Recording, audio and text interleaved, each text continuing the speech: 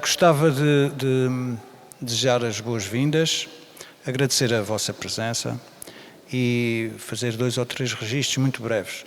Primeiro, agradecer a presença do Sr. Vereador, muito nos honra, foi uma das entidades do município de Ponta Delgada, apoiou esta iniciativa desde a primeira hora.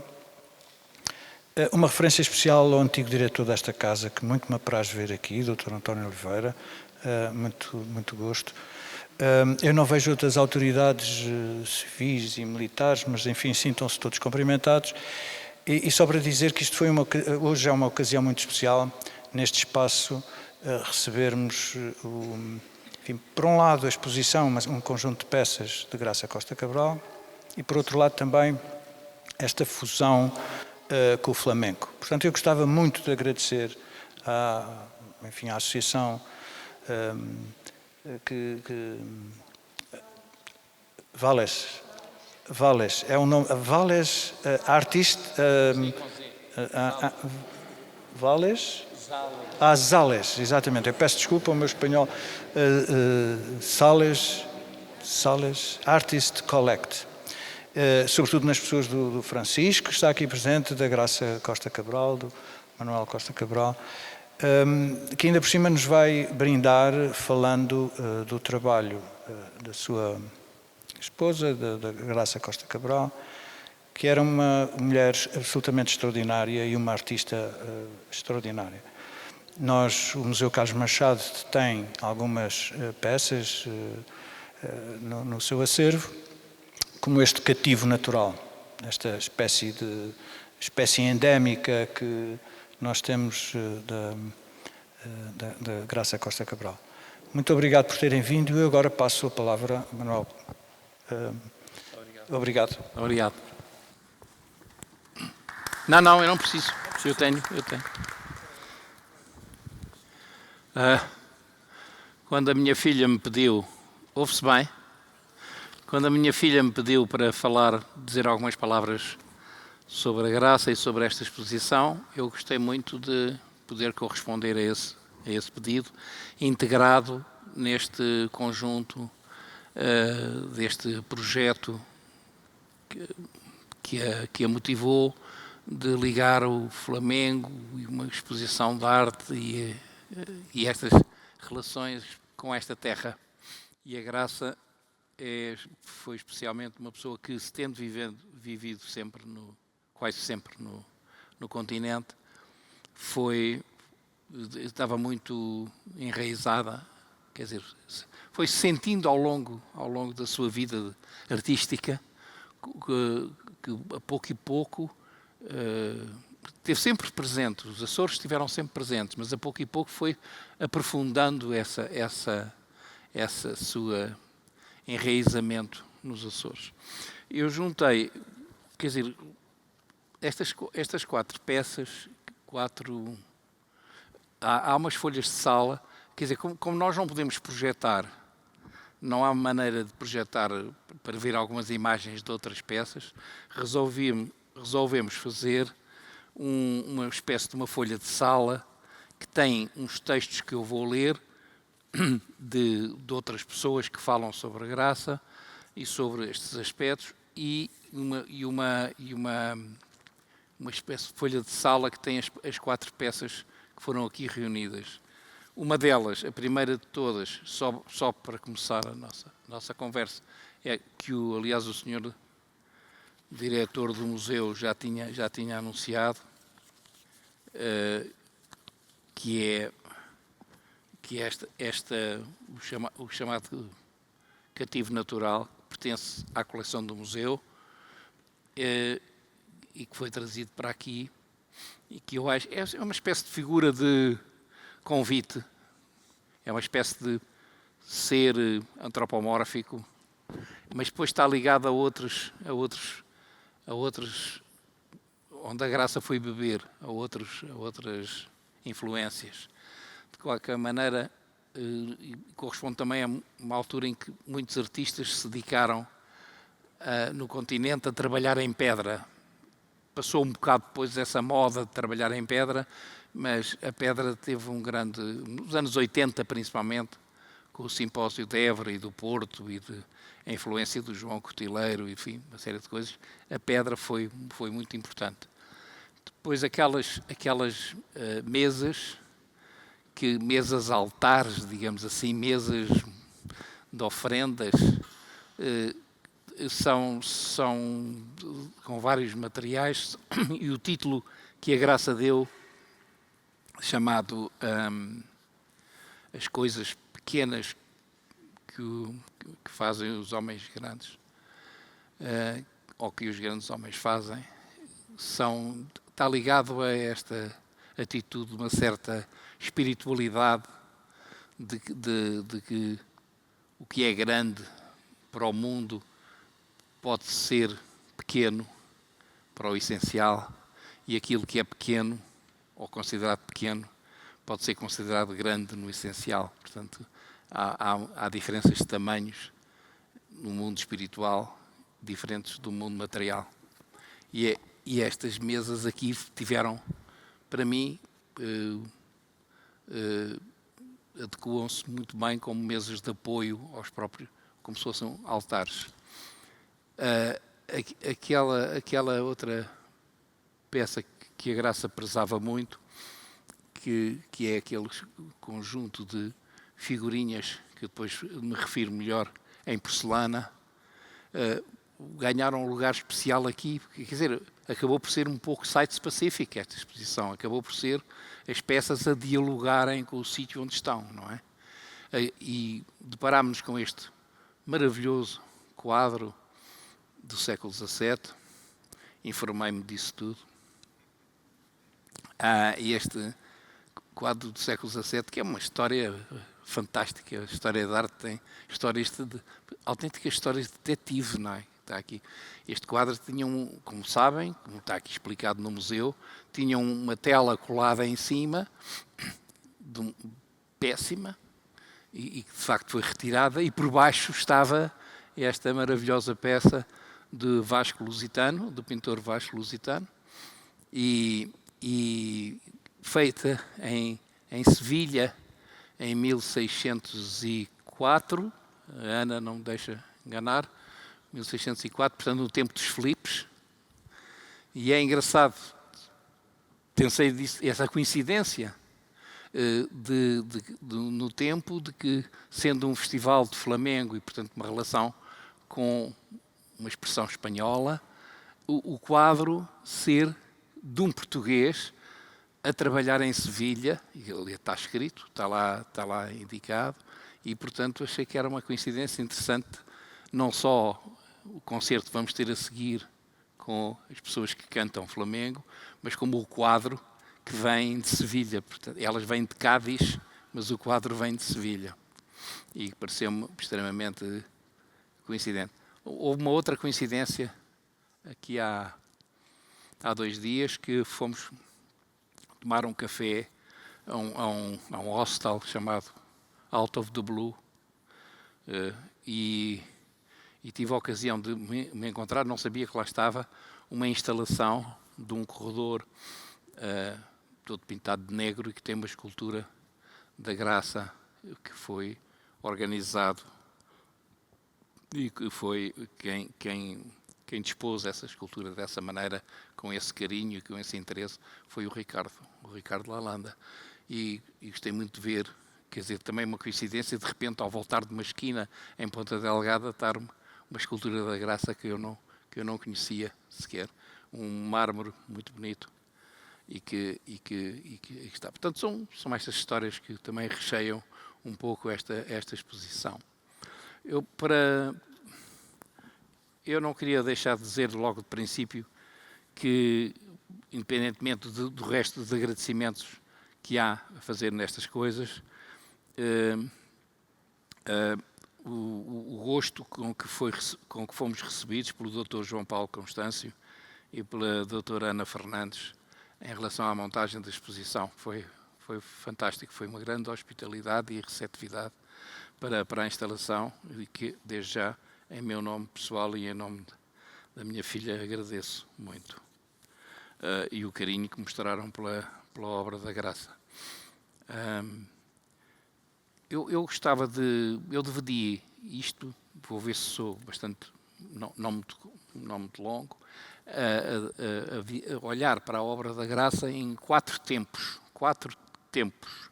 Andamos um bocado para trás e um bocado para a frente, um bocado para trás, um bocado para a frente, tentando para pessoas que estejam menos familiarizadas com o fenómeno artístico e com a produção artística, que aquilo que está na origem, muitas vezes, da produção de um artista são coisas que a gente nem nos passa pela cabeça, quer dizer, podem ser acontecimentos, podem ser memórias, podem ser vivências, podem ser coisas que nem têm nome e que são importantes para gestos, inclusive, que sejam importantes para... Eu resolvi começar não, já comecei, mas para juntar aqui nesta nossa conversa, juntei vários textos que são testemunhos ao longo do tempo. Aliás, há um livro que foi editado pela editora Documenta, a seguir à exposição que fizemos no Arquipélago em 2018, e está ali. Por acaso trouxe mais uns exemplares que o Manuel Rosa me cedeu e que estão a um preço muito módico, a 10 euros, quem quiser levar. São mais explicativos da obra total da graça e do seu currículo. Mas juntei este texto que não está lá, mas que descobri alguns, que é a Graça numa entrevista que fez em 95, e diz assim: pedem-me para falar do sítio onde nasci, a mim, que vivo aqui em Lisboa. Pensar nos Açores é abrir uma porta de imagens e sentimentos, ser sugada pela tempestade, que mais que tudo eu sinto. É o sítio do primeiro nascimento, de um denso caos, onde não o diferencio da natureza. Os grandes nevoeiros brancos a descerem como leite a montanha e pousarem na lagoa. Os grandes ventos noturnos que levam as nuvens a tapar e destapar a lua como se fosse um farol. As grandes tempestades do mar, o trovão e o relâmpago, a chuva. O ronco do mar nas cavernas, o ronco do tremor de terra, o estar perdido no meio do mar e o fascínio de morrer no mar. O sol irreal nas pedras pretas, nas praias negras, com água cristalina, a sensação do bom. É o meu sítio, é o sítio da família, é o sítio de recolher. Se alguma vez eu percebi o que pode ser sublime, foi em criança, sozinha, no meio dessas tempestades, de que não tinha medo. Pergunto-me se toda a gente, quando abre esta porta, vive tão intensamente, ou se sou eu, porque nasci nestas ilhas do princípio do mundo. Achei este texto muito claro relativamente a este sentimento que a graça trazia dentro de si da sua própria ilha. E junto a este texto, um texto mais tarde, feito de um projeto que ela imaginou, que eu acho que só existe, e ele já existe porque existe no papel, não deve existir na realidade. Na realidade existem todas as outras culturas que ela fez, mas que descreve assim: sempre pensei na possibilidade de fazer uma escultura significativa do que estas ilhas são para mim. Várias imagens me surgiram, vários sentimentos, mas a ideia mãe e persistente sempre foi a transformação. Olho para estas ilhas e vejo o princípio do mundo, o fogo, as lavas, as cinzas, as pedras, os metais, o ferro, a matéria a elevar-se do mar e depois aqui a tudo, o princípio da vida. E vai buscar uma forma que é a pira, em que ela diz: uma pira é um lugar de transformação, é uma construção feita pelo homem consciente, onde a matéria é transformada em fogo e cinza. Lembremos das piras indianas e de qualquer fogueira é uma pira, não é? Quer dizer, mas é mais, é um lugar sagrado de passagem do universo material para o universo espiritual. Digamos que a pira envolve 2 conceitos. Por um lado, é a imagem da Terra, com todo o seu poder de transformação. Por outro, a capacidade do homem consciente de pensar o invisível, pensar Deus. E nestas folhas de sala que estão ali, agora eu projetaria imagens, mas como não tenho, pode-se ver a imagem que está no próprio texto, que é uma pira feita em 1991, de uma escultura que neste momento pertence à coleção do Arco. E de que, como sabem, a Graça foi cofundadora comigo há 50 anos. Fazemos 50 anos este ano da abertura do Arco. E neste documento está também uma fotografia de um desenho que ela fez sobre essa pira de que ela fala. E, portanto, numa escultura pensada à imagem e semelhança destas ilhas dos Açores, deveriam estar presentes estes dois conceitos. Daí a escolha da forma baseada na pira. Só poderia ser construída com matérias já transformadas, a pedra pela terra, o ferro pelo homem. O local pareceu-me óbvio, a Lagoa do Fogo. Falava-me sempre da Lagoa do Fogo. Lembro-me muitas vezes, quando viemos aos Açores, era uma espécie de local umbilical para a Graça. Era o sítio, era o umbigo da ilha de São Miguel, era a Ilha do Fogo. Era a Lagoa do Fogo, onde a ilha estreita, onde se vêem as águas do norte e as águas do sul, e ao meio as águas da lagoa, é um lugar de grande quietude suspenso no tempo. Respira-se respeito e mistério.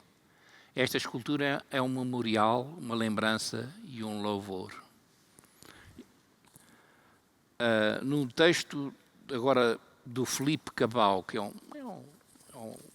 colega nosso também destas lides, em Lisboa, ele escreveu muito sobre a Graça, e num texto de 89 que acompanhou uma exposição da Graça Costa Cabral em Lisboa, o Helmut Wohl, que era um americano que tinha muita relação com Portugal e que também conheceu muito bem, escreveu sobre a Graça, sobre uma grande exposição que a Graça fez na Alemanha, frisava que perante o seu trabalho o espectador é um participante excepcionalmente ativo. Aqui as figuras constituem pequenas comunidades.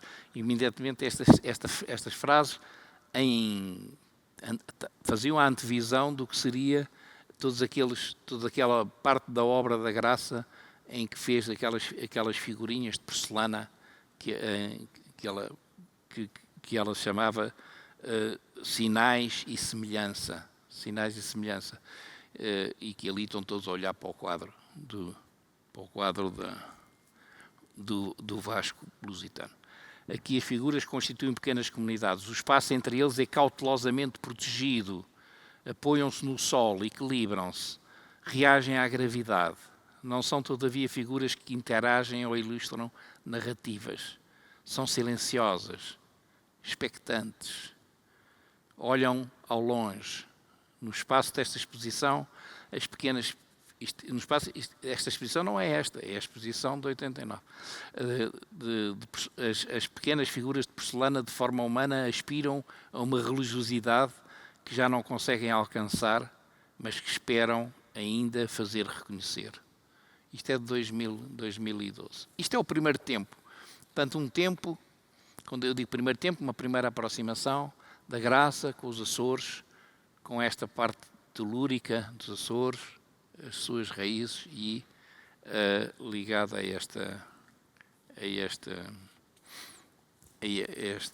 estes textos. Mas, voltando agora atrás outra vez,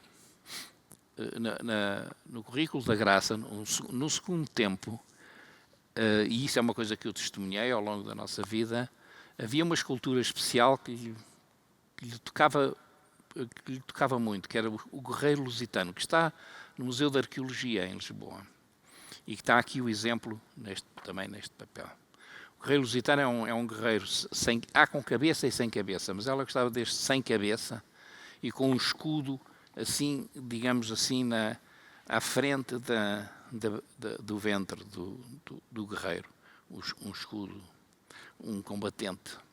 E que a Graça sempre fez, eu vou ler o texto que é mais importante, e o texto é dela.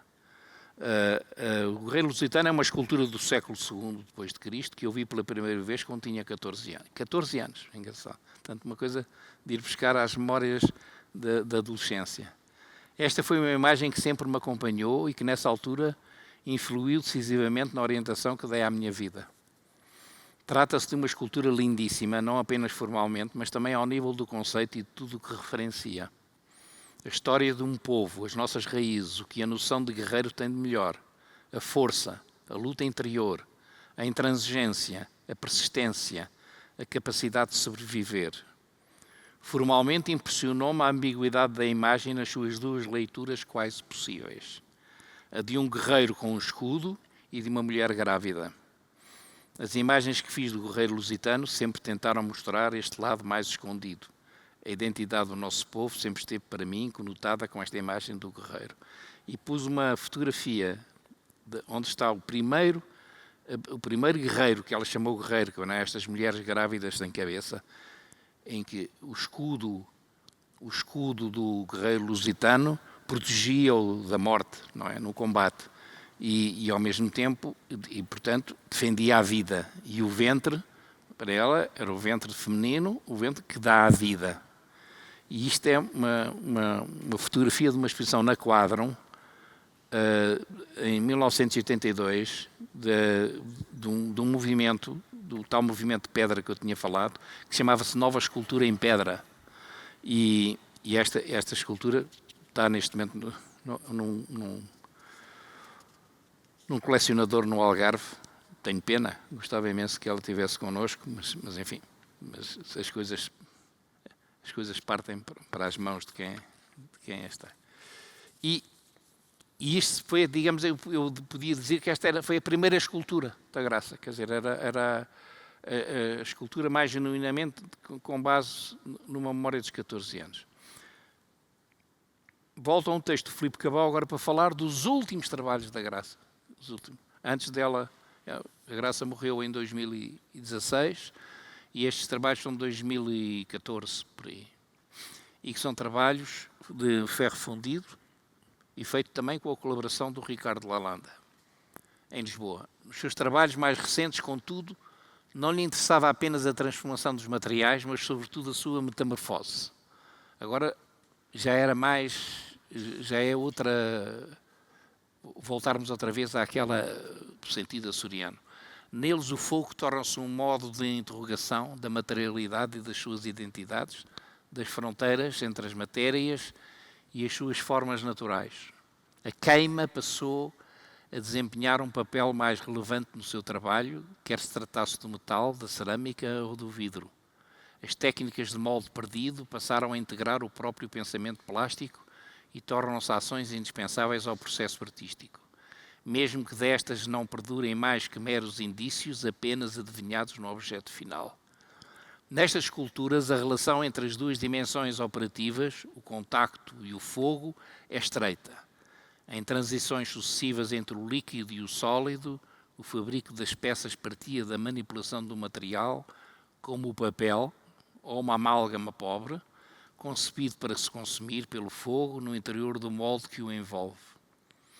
Abrindo um vazio que será por sua vez preenchido por outra matéria cuja forma final, porcelana, vidro, ferro, chumbo, conforme os exemplos que temos ali naquelas mesas, temos ali todos os materiais, o ferro, o chumbo, o vidro por acaso não, neste caso não temos, mas e a porcelana, resulta da destruição desse molde, proporcionando assim novas formas e novas percepções, um novo tocar que o material original jamais poderia alcançar. O fogo cumpre aqui uma função precisa, fixar um momento singular dos materiais em fluxo entre o líquido e o sólido, sempre sob a promessa ou a ameaça de uma combustão aniquiladora. Este texto também é de Filipe Cabral.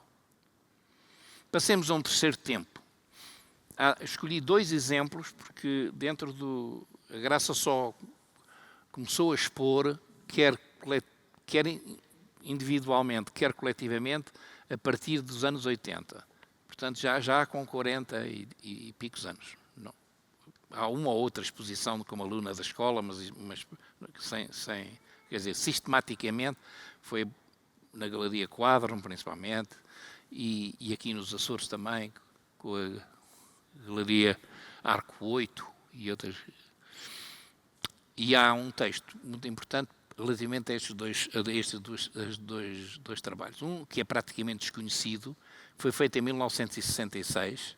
Tenho uma pena de não ser projetado, adorava projetá-lo aqui, porque é enorme. Ele tem 6 metros de tamanho, feito com chapas de automóvel, e que é a interpretação de um coração, como se fosse o coração de filigrana, o símbolo do coração do Minho, não é? Trabalho em filigrana. E era uma peça que ficou notável, e foi para uma exposição, não era uma exposição de escultura, era uma exposição sobre turismo, que eu participei. Trabalhava nessa altura com o mestre Manuel Lapa, e essa exposição foi em Moçambique. E esta peça tem uma pequena anedota que eu conto. Vocês depois têm a peça para ver. Infelizmente a peça desapareceu, não se sabe onde está. Acontece. Mas esta peça, a exposição depois veio para Lisboa, e em 1967 foi posta na zona do Ribeirinho de Lisboa. Eu estava de serviço à exposição, estava-se a montar, ela ia ser inaugurada dentro de 2 dias, e entram pela porta dentro, sem avisar e sem avisar de ninguém. 2 homens a correr, a dizer assim, é ele. E eu sabia quem é ele. Era o Salazar. E o Salazar entra pela exposição adentro, sozinho, diz, quem é que está de serviço, quem é que está aqui? Era eu. Então, mostre-me a exposição. Ele vinha ver a exposição de turismo. Tinha precedido esta visita do Salazar, o secretário de Estado da altura tinha dito ao Manuel Lapa que esta escultura era uma escultura ofensiva, porque era uma escultura demasiado moderna e que o Salazar não iria gostar. E o Manuel Lapa disse, por cima do meu cadáver, é importante os curadores aprenderem a fazerem-se respeitar. E o Manuel Lapa disse, eu não tiro a escultura fica lá, eu posso ser despedido, mas a escultura fica lá. E o secretário de Estado furioso bateu com a porta. O Salazar, claro, depois eu sabia desta história, vejo que o Salazar entra por ali adentro, chegámos, vimos tudo, a escultura estava no fim. Eu, dentro da escultura, eu disse assim, é desta que me vou para Caxias, sei lá, vou para um sítio qualquer. E o Salazar olha e diz assim, é interessante, quer dizer, é uma escultura, não percebo muito bem, mas acho que é muito interessante, estas coisas são assim. Quando eu conto a história a Manuel Lapa, quer dizer, ele desancou no secretário de Estado, vê, quer dizer, e então é só uma pequena anedota engraçada que eu conto aos meus amigos da escultura da Graça do Coração. E outra foi o presépio de prata, de que o Museu Carlos Machado tem um exemplar.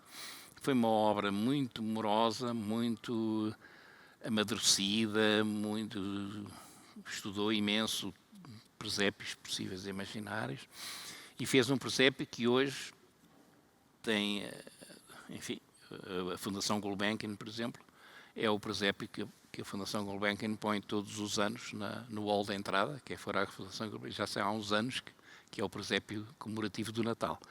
E eu julgo que aqui também o Museu Carlos Machado já pôs o presépio como comemorativo do Natal. E vou ler este pequeno texto do Manuel Castro Caldas.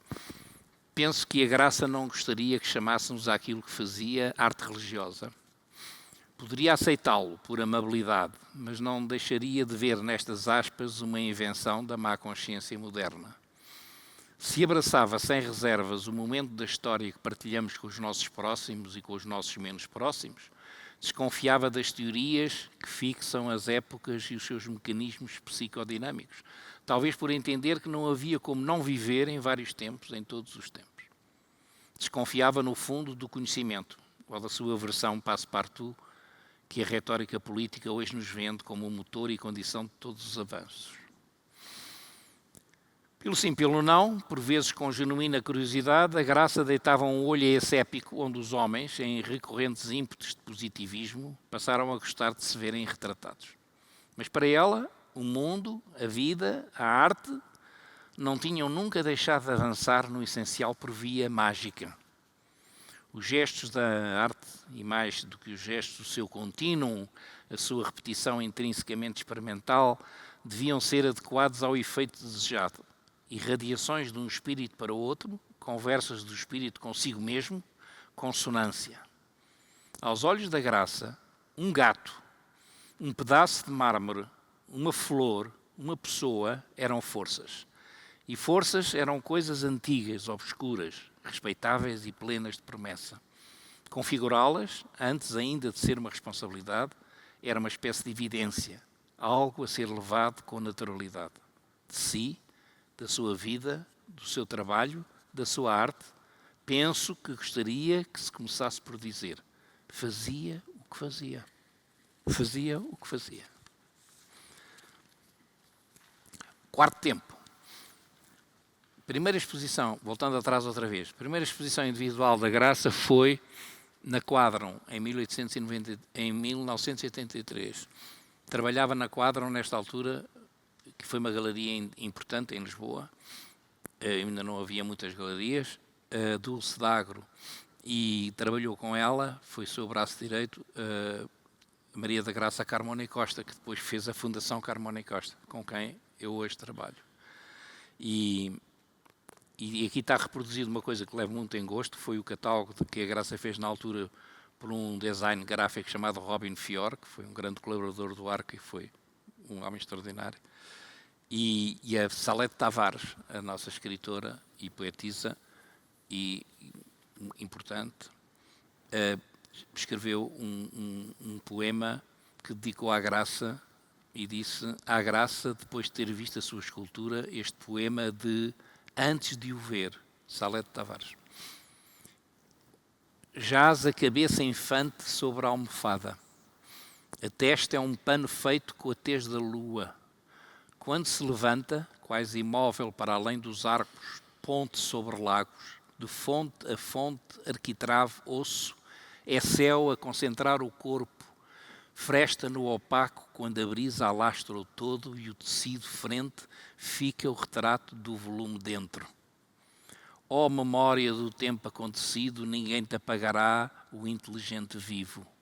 Risco, traço, arquitetura, da planura ao monte, o rigor dos sulcos entre o muro imaterial da fronte.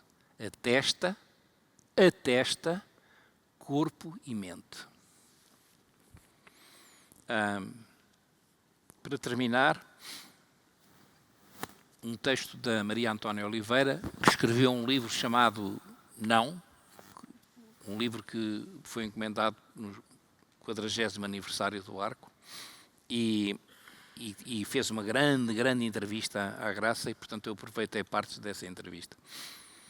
Quando a Graça pintou, e pouca pintura fez, mas esta pintura fez assim um jato de pintura, né, nos anos 2001, a partir de fotografias dela, uma espécie de autobiografia fotográfica. E nós apresentámos essas pinturas todas no arquipélago.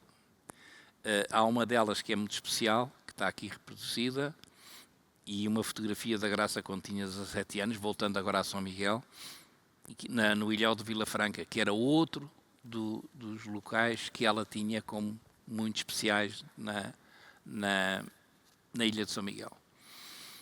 E a Maria Antónia escreve o seguinte: para ela a pintura era um milagre. Experimentou como tentou também a escrita. Isto também escreveu bastante nessa altura. Nenhum território lhe era vedado porque se dedicava veementemente, mas sem se deslumbrar. Se fosse preciso largar para ir para o outro lado, ia. À procura de horizonte foi para o Alentejo. Um ermo perdido, quieto e despido, que lhe agradou mais do que esperava inicialmente, lisboeta e citadina como era. Preparou então uma casa para receber os amigos e a família, mas fundamentalmente era sozinha num ermo perdido. Disse-me a trabalhar em escultura e a pintar. Quando a conheci em 2012, disse-me que já não dava aulas há uns 20 anos. Tinha, na verdade, passado a ser mais artista do que professora.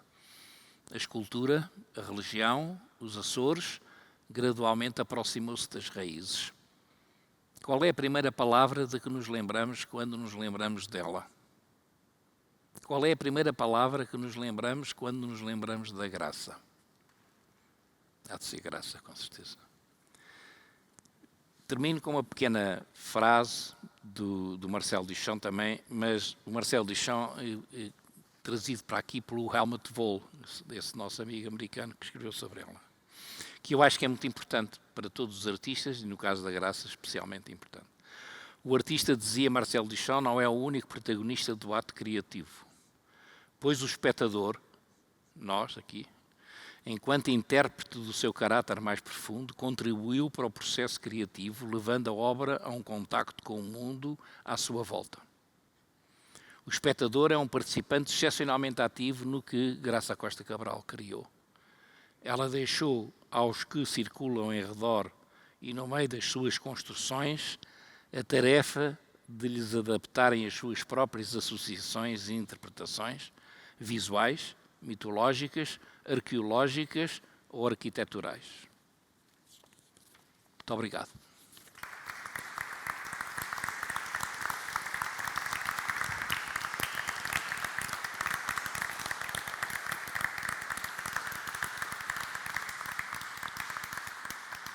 Sala cheia. Muito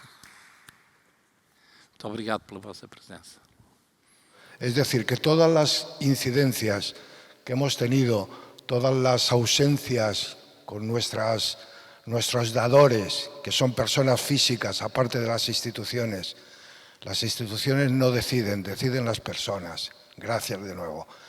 Hemos tenido que cambiar el programa que teníamos de flamenco, que es nuestra primera entrega en las Azores y espero que muchos años lo ratifiquen. Tenemos a la mitad del elenco en el aeropuerto de Lisboa con 10 horas de retraso. Pero el elenco que tenemos que llegó ayer de Sevilla, estos vienen de Madrid. Y las que han llegado de Sevilla nos van a dar lo que llevan dentro y vamos a suplir aquellos problemas metafísicos que están sucediendo cada día con mayor abundancia. Muchas gracias a la familia, muchísimas gracias. Estamos juntos y gracias, gracias.